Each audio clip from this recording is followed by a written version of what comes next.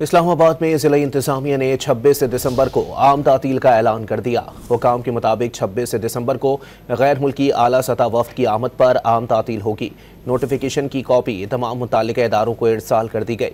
Notification के मुताबिक ICT, CDA, police और सरकारी अस्पतालों पर इत्तलाक नहीं होगा। वाज़ेह रहे कि मुत्तहदा अरब अमारात के सदर मोहम्मद बिन ज़ायद अल नहयान 26 दिसंबर को पाकिस्तान का दौरा करेंगे।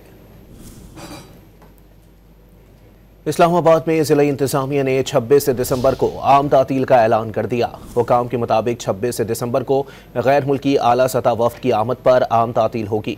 नोटिफिकेशन की कॉपी तमाम मुताल्लिका इदारों को इरसाल कर दी गई।